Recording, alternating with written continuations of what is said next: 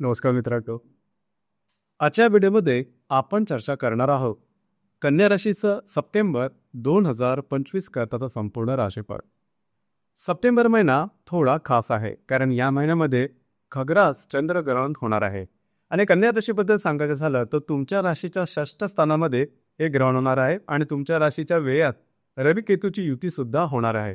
अर्थात तुमच्या राशीचा सर्वात नंबर 1चा अशुभ फलदायी ग्रह मंगळ हा सुद्धा तुमच्याच राशीमध्ये भ्रमण करतो आहे.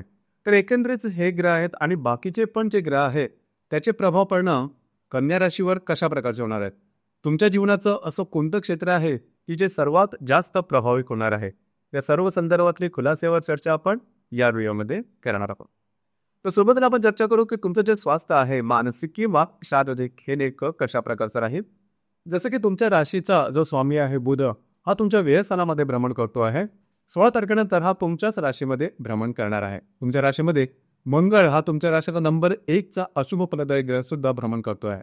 आणि सगळ्यात महत्त्वाचं म्हणजे तुमच्या राशीच्या षष्ठ स्थानामध्ये राहू जो आहे तो भ्रमण करत आहे आणि तिथेच या महिन्यातलं ग्रहण सुद्धा होणार आहे. आणि राशीचा जो अष्टमेश आहे मंगळ आताच तुमच्या राशीमध्ये भ्रमण करतो. एकंदरीतच या सर्व ग्रहयोगाचा विचार करायचा झाला तुमच्या शारीरिक आणि मानसिक स्थितीच्या बाबतीत तर या महिन्याच्या जवळजवळ 14-15% तुमच्या मनावरती बऱ्याच प्रमाणात जे स्ट्रेस आहे हे दिसून येईल. तर या संदर्भात काळजी घेणं अत्यंत गरजेचं राहील. अर्थात तुमच्या राशीला वेगळं काही सांगायची गरज नाही. म्हणजे तुमची जी रास आहे ही सर्व राशीमध्ये सर्वात जास्त अलर्ट अशा प्रकारची रास आहे. म्हणजे एखादी गोष्ट होण्याची जरी चूक किंवा कुंकूल जरी तुम्हाला जाणली तरी तुम्ही अतिशय रेडी असा तयार असा. म्हणूनच थोडंसं या महिन्यामध्ये सुद्धा अशाच प्रकारचं थोडंसं अलर्टनेस तुम्हाला दाखवायला लागेल. कोणतीही गोष्ट घडायच्या आज जर का तुम्ही त्याची तयारी असेल तर अर्थातच त्याचा होणारा जो इम्पॅक्ट आहे हा बऱ्याच प्रमाणात कमी करता येतो. अर्थात या महिन्याचं जे ग्रहण आहे म्हणजे या सगळ्या वर्षाचं जे ग्रहण आहे ते साधारण तुमच्या 6व्या स्थानामध्ये दिनांक 9 तारखेला होणार आहे 7 तारखेला होणार आहे. तर या संदर्भात थोडीशी काळजी घेणं गरजेचं आहे. पहिली महत्त्वाची गोष्ट म्हणजे आरोग्याच्या संदर्भामध्ये काळजी घ्या. जर का तुम्ही आरोग्याच्या कुठल्याही व्याधीने पीडित असाल तर त्याच्या संदर्भात थोडेफार जरी संकेत तुम्हाला दिसले तर लगेच डॉक्टर इलाज करणं अतिशय गरजेचं राहील. ही गोष्ट फार महत्त्वाची राहील. अर्थात या महिन्याच्या जवळजवळ 13 तारखेपर्यंत फिरणं वगैरे जास्त होईल. जसं की तुम्ही गेल्या महिन्यामध्ये सुद्धा बघितलं असेल की थोडंसं अंगमेहनत तुमची जास्त झालेली आहे, ते फिरणं वगैरे जास्त झालेलं होतं.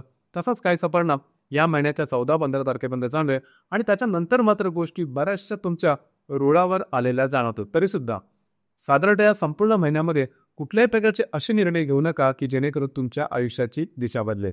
ही गोष्ट थोडीशी काळजी घेणं या संदर्भात महत्त्वाचं राहील. यानंतर आपण चर्चा करू की तुझे जे आर्थिक स्थैर्य आहे हे नेमकं कशा प्रकारचं राहील. जसं की तुमच्या राशीकरता सगळ्यात महत्त्वपूर्ण ग्रह आहे तो म्हणजे शुक्र. हा शुक्र तुमच्या राशीचा भाग्येश पण आहे आणि धनेश पण आहे जो की तुमच्या व्ययस्थानामध्ये भ्रमण करतो आहे आणि दिनांक 15 तारखेनंतर हा तुमच्याच राशीमध्ये येणार आहे. राशीचा जो पंचमेश आहे शनी सप्तमात आहे वक्री आहे. राशीचा जो अष्टमेश आहे मंगळ तुमच्याच राशीमध्ये भ्रमण करतोय आणि राशीच्या लाभस्थानामध्ये शुक्र सुद्धा आहे. इथे एक गोष्ट सगळ्यात महत्त्वपूर्ण लक्षात ठेवण्यासारखी आहे की म्हणजे या महिन्याचे जे काही तुमचे महत्त्वपूर्ण व्यवहार असेल पैशाच्या संदर्भात म्हणजे पैसे इन्व्हेस्ट करणं असेल खर्च करणं असेल किंवा कुठे गुंतवणूक करणं असेल या संदर्भामध्ये या महिन्याच्या जवळजवळ 12-13 तारखेच्या आत हे जे महत्त्वपूर्ण व्यवहार आहेत ते करून घ्या. कारण त्यानंतर गोष्टी थोड्याशा तुम्हाला कॉम्प्लिकेटेड झाल्यासारख्या वाटतील. तुमचे अंदाज चुकू शकते आणि यानंतर थोडेसे खर्च सुद्धा होणार कारण तुमच्या धनस्थानात भ्रमण करणारा जो मंगळ आहे हा खर्च मात्र तुमच्याकडून करेल. अर्थात तुमची जी राशी ती प्रॅक्टिकल आहे तरी सुद्धा परिस्थिती अशा प्रकारे उद्भवेल की तुम्हाला खर्च करणं भाग पडेल. तर या संदर्भात सुद्धा मनाची थोडीफार तयारी करून घ्या. समजा असे काय खर्च आले की त्या संदर्भात थोडंसं विचारपूर्वक काळजी करून या गोष्टीची थोडंसं पूर्तता करायला हवी. दुसरी महत्त्वाची गोष्ट म्हणजे जर का तुम्ही शेअर मार्केटमध्ये ट्रेड करता तर साधारणतः शेअर मार्केट सुद्धा अशा प्रकारचं आहे की लॉंग टर्ममध्ये जर तुम्ही इन्व्हेस्टमेंट केली तर ती बरोबर होईल. शॉर्ट टर्ममध्ये सहसा या महिन्यात तरी इन्व्हेस्टमेंटच्या भानगडीत पडू नका. पैसे देणे पैसे घेणं आणि कोणाला जामीन राहणं यापासून लांबच राहणं महत्त्वाचं राहील कारण तुमचे अंदाज चुकू शकतील लक्षात घ्या. यानंतर गृहसौख्याबद्दल सांगायचं झालं तर राशीचा जो चतुर्थेश आहे गुरु हा तुमच्या दशम स्थानामध्ये भ्रमण करतो आहे. तर गृहसौख्याच्या बाबतीत साधारण गेल्या महिन्यामध्ये तुम्ही बघितलं असेल की घरातलं वातावरण काही ठीक नव्हतं. घरातल्या व्यक्तींबरोबर छोट्या मोठ्या कारणामुळे वादविवादाचे प्रसंग निर्माण होणं किंवा मिसअंडरस्टँडिंग होणं असे काही अनुभव तुम्ही घेतलेले असतील. या महिन्यात तशी काय काळजी करू नका. या महिन्याच्या जवळजवळ 15-16 तारखेनंतर बऱ्याच प्रमाणात घरातलं जे वातावरण आहे ते निवडेल. घरातील व्यक्तींबरोबरचे तुमचे जे नातेसंबंध आहे ते सुद्धा बऱ्याच प्रमाणात सुरळीत राहतील. त्यानंतर सगळ्यात जास्त महत्त्वाचा विचारला जाणारा प्रश्न तो म्हणजे लवलक ते कसं असेल. तर साधारण तुमच्या राशीचा जो पंचमेश आहे शनी हा तुमच्या सप्तम स्थानामध्ये भ्रमण करतोय, असा तो वक्री आहे. परंतु तुमच्या द्वितीय स्थानात भ्रमण करणारा जो मंगळ आहे, जो 14 तारखेनंतर येणार आहे, तो चतुर्थ दृष्टीने तुमच्या पंचम स्थानाला पाहणार आहे. तर साधारणतः लक्षात घ्या थोडंफार की साधारण या महिन्याच्या 14-15 तारखेनंतर तुमच्यामध्ये आणि तुमचे जे साधारण तुम्ही ज्यांच्या रिलेशनशिपमध्ये असाल त्यांच्यावर छोट्या मोठ्या कारणामुळे थोडेफार वादविवाद होऊ शकते, मिसअंडरस्टँडिंग होऊ शकेल. आता त्याचा फार मोठा परिणाम होणार नाही, परंतु तुमची जी रास आहे छोट्या मोठ्या कारणामुळे सुद्धा खूप विचार करणारी आहे. तर त्या संदर्भात सुद्धा थोडासा विचार येते, पण तो एक्स्ट्रीम काय होणार नाही, त्याच्यामुळे तशी काय काळजी करू नका.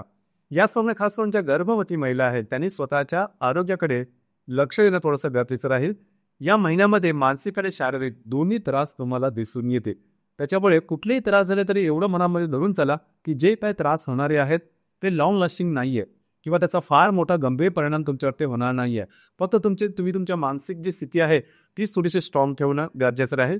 कारण हे जे काय तुमच्या संदर्भात त्रास होतील हे तात्कालिक असते, हे टेम्पररी स्वरूपाचे असेल, परमनंट नसते. तरी मग तशी काय काळजी करू नका. मात्र काहीही त्रास झाले तरी तुम्हाला डॉक्टर इलाज करणं अत्यंत गरजेचं राहील.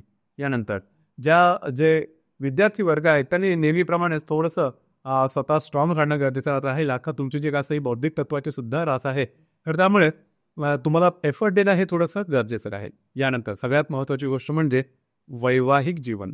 वैवाहिक जीवनाच्याबद्दल सांगायचं झालं तर राशीचा जो सप्तमेश आहे गुरु हा तुमच्या दशम स्थानामध्ये भ्रमण करतोय आणि राशीचा सप्तमा शनी सुद्धा आहे, तो मात्र आता वक्री झालेला आहे. आणि सगळ्यात महत्त्वाचं म्हणजे राशीच्या व्ययस्थानामध्ये रवी, केतू, बुध, शुक्र असे बरेचसे ग्रह आहेत. त्यामुळे हा जो महिना आहे हा वैवाहिक जीवनाच्या बाबतीत थोडीशी तारेवरची कसरत ठरू शकेल. असं पण तुम्ही गेल्या महिन्यात बघितलं असेलच की वैवाहिक जोडीदारावर वादविवाद होणे, छोट्या मोठ्या कारणामुळे गोष्टी छोट्या मार्गावरती सुरुवात होणं स्तरावरती आणि त्याचा खूप मोठा भडका वगैरे उडणं किंवा गोष्टी टोकाच्या होत्यात काय अशा प्रकारे वाटणं, तर असाच काय असा अनुभव या महिन्याच्या जवळजवळ मध्यापर्यंत येणार आहे. तर त्या संदर्भात थोडीशी काळजी घ्या. आणि या महिन्यात आणखीन एक थोडी महत्त्वाची गोष्ट त्या ठिकाणी मला लक्ष देणं गरजेचं राहील. खास करून वैवाहिक जोडीदाराच्या आरोग्याकडे सुद्धा तुम्हाला लक्ष देणं गरजेचं राहील. त्यांच्या आरोग्या संदर्भातले काही त्रास अचानकपणे डोकं वर करू शकते. लगेच डॉक्टर इनस करणं गरजेचं राहील, म्हणजे लेट गो करू नका. त्याचप्रमाणे जे तुमचं करिअर आहे त्याबद्दल सांगायचं झालं तर राशीचा जो दशमेश आहे, कर्मेश जो आहे बुध, हा बुध तुमच्या व्ययस्थानामध्ये भ्रमण करतो आहे आणि जवळजवळ 16 तारखेनंतर हा तुमच्याच राशीमध्ये येणार आहे. तर गेल्या जवळजवळ 15 दिवसामध्ये तुम्ही बघितलं असेलच की जे तुमचं कार्यक्षेत्र आहे त्या संदर्भात थोडंसं फिरणं वगैरे तुम्हाला जास्त झालं होतं किंवा ट्रॅव्हलिंग किंवा प्रवास योग जास्त झालेले होते. या महिन्याच्या साधारण 15-16 तारखेनंतर हे बऱ्याच प्रमाणात कमी होते. आणि सगळ्यात महत्त्वाचं म्हणजे तुमच्या कामाची दखल घेतली जाईल आणि जे तुमचं कार्यक्षेत्र आहे त्या संदर्भात अजिबात काळजी करू नका. त्या संदर्भात तुम्हाला चांगलेच अनुभव मिळणार आहे. काळजी करू नका, ती गोष्ट अतिशय व्यवस्थित राहील. मात्र आत्तापर्यंत जे काय आपण चर्चा केली त्या संदर्भात मोठ्या प्रमाणात सांगायचं किंवा ढोबळ मनाने सांगायचं झालं तर पहिली गोष्ट म्हणजे तुमची जे आर्थिक व्यवहार आहेत ते नीट तपासा. कोणाला जामीनदारांना पैसे देणं किंवा इन्व्हेस्ट करणं या संदर्भात जागरूक राहणं गरजेचं राहील.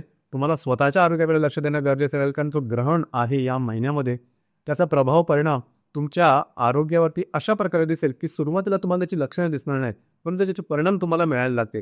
तर थोडंफार तरी या संदर्भात तुम्हाला संकेत किंवा सिग्नल मिळाले लगेच काळजी घ्या. त्याचप्रमाणे ज्या ठिकाणी तुम्ही काम करतो त्या ठिकाणी ऑफिस पॉलिटिक्स सारखे ज्या गोष्टी आहेत त्या तुमच्या विरोधात होऊ शकते.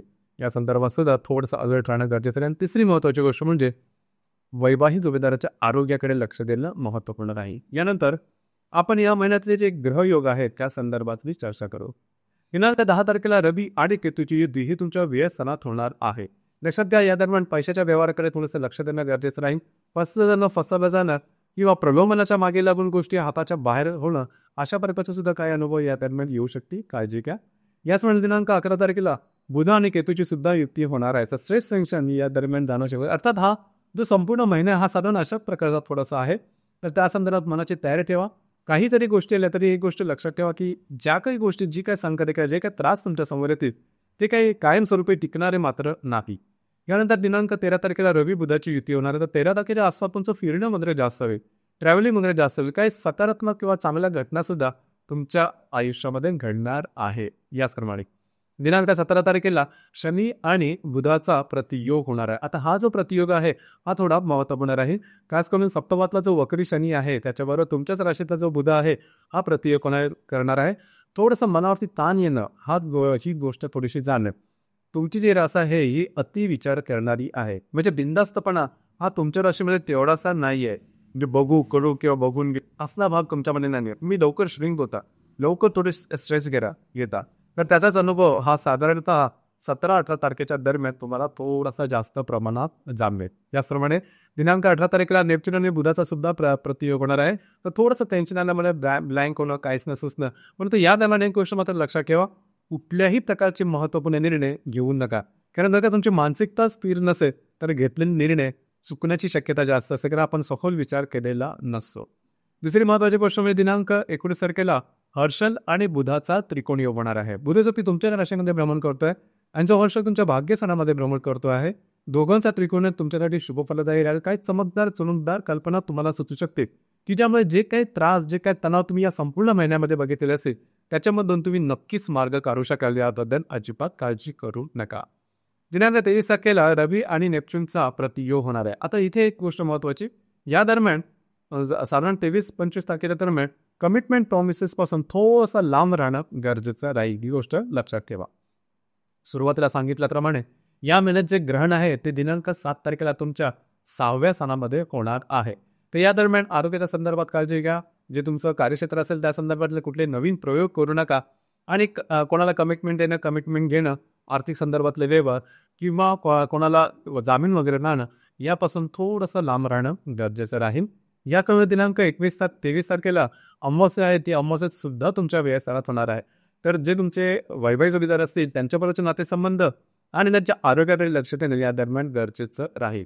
लक्षात घ्या, हा जो संपूर्ण महिना आहे एकंदरीत सांगायचं झाला तर थोडंसं तुम्हाला नीट विचारपूर्वक निर्णय घेणं, विचारपूर्वक कृती करणं आणि स्वतःवरचा आत्मविश्वास अजिबात ढळू न देणं हा बाब अत्यंत महत्त्वपूर्ण राहील. तर मित्रांनो, हे होतं कन्या राशीचं सप्टेंबर 2025 करताचं संपूर्ण राशीफळ. धन्यवाद.